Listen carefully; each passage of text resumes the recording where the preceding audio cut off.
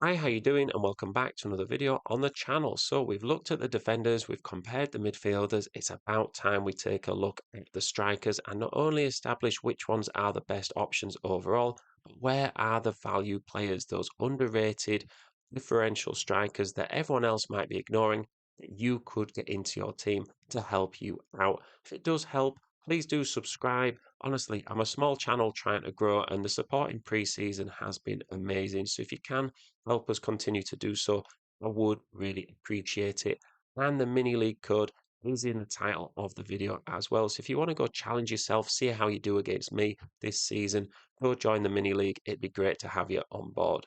So let's take a look at the first chart, and this shows the total number of points of all the strikers last season and the number of starts they had. So we kind of covered this in the midfielder video as to why I'm using starts rather than 90-minute stats. It's because you know what you're getting with starts. They're going to get more minutes overall, and someone can come off the bench for 10, 20 minutes and do quite well, and it just overinflates their upcoming potential. That if they're not playing 90 minutes anyway, it's a bit irrelevant to really look at it. So starts, I feel like, is a really good, clear way of knowing whether your player is going to be on the pitch or not.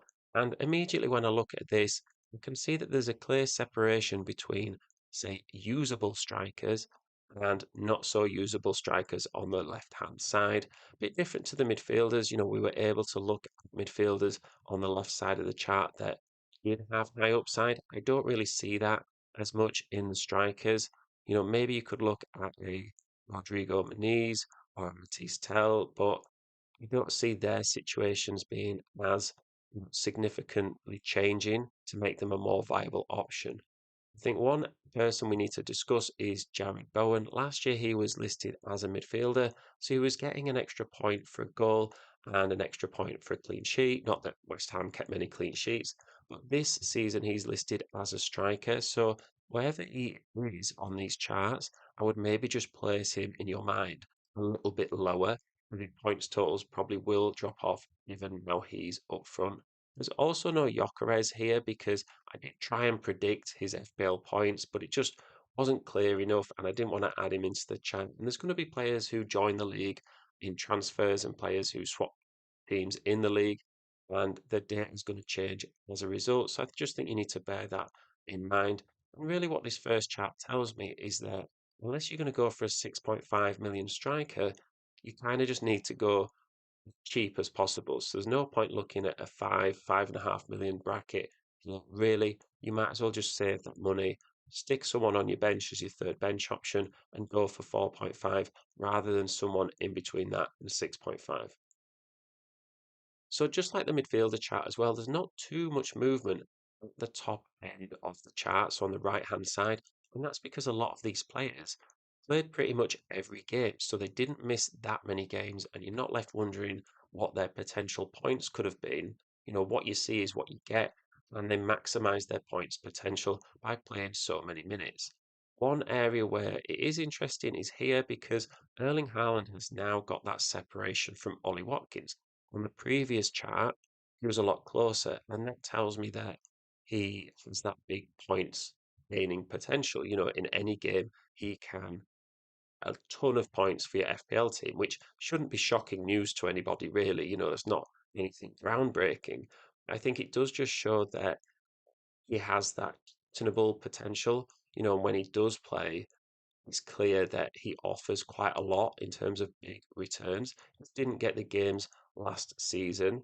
Now, where there is separation as well is this area here because these strikers were closer to the level of Illiman and Dye, Rasmus Højlund, Liam Delap level with those players. And now points per game, they've actually jumped up quite a lot.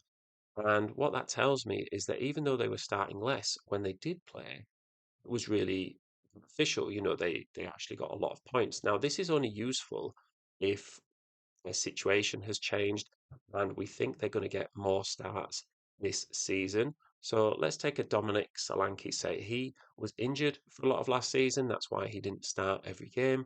And if he's fit, he probably will start every game for Spurs. And if he does continue at points per game, I think he then becomes a really good option for the price and the situation, given how Spurs' style of play might change. You can also look at a Danny Welbeck. They've sold João Pedro, so is Danny Welbeck now going to get more starts than he did last season at 6.5 million? If that's the case, he could be best value pick at that price. So I think it's really interesting to kind of look at players in this way because, a Kai Havertz, whilst he missed a lot of time due to injury last season, they've now signed Gyökeres. So is he going to get even less starts than last season? I think it's where your football knowledge really comes into play, and you can't just necessarily look at the stats and the data because they're not going to give you the full picture. They're helpful, but it's not everything. I think it's also important to acknowledge that the points per game is not linear.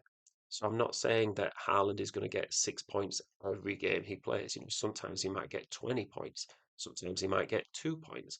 So again, your football knowledge where the fixtures and the form does come into play, but this chart does give an overall idea of what you can expect if you were to hold these players in your team for long periods of time.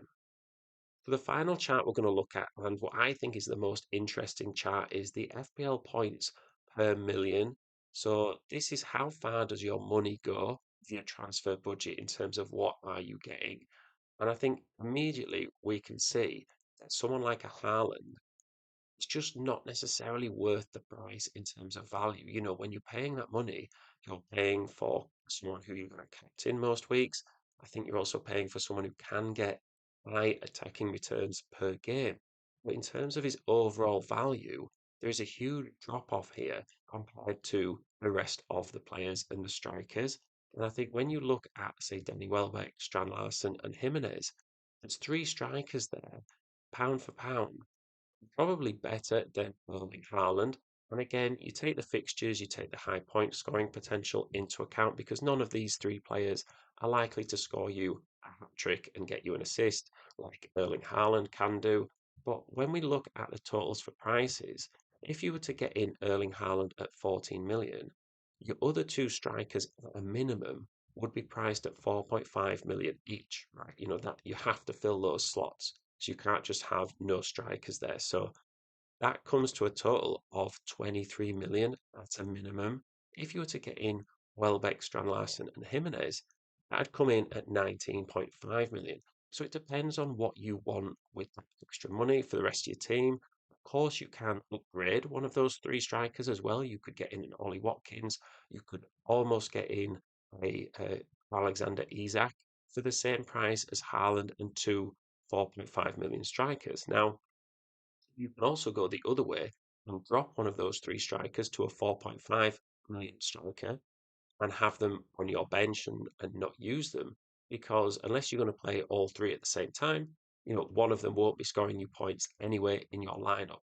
So there's discussion to be had there, and I'd be interested to know your thoughts because we all have different ways of looking at FPL and different ideas and preferences for players and strikers. So if you've got an opinion on these charts, just let me know in the comments. Be also great to just if you've got any questions or thoughts that you want to get across for videos or players you want me to take a bit of a closer look at, just let me know. Please do subscribe, go join the mini league, and also go check out my playlist with all the other videos on as well, which will hopefully be, they're all a little bit like this, so they'll hopefully be useful for you in terms of planning your team out as we enter this final week on the lead up to week one deadline. So yeah, thank you very much for listening, and I will see you in the next one.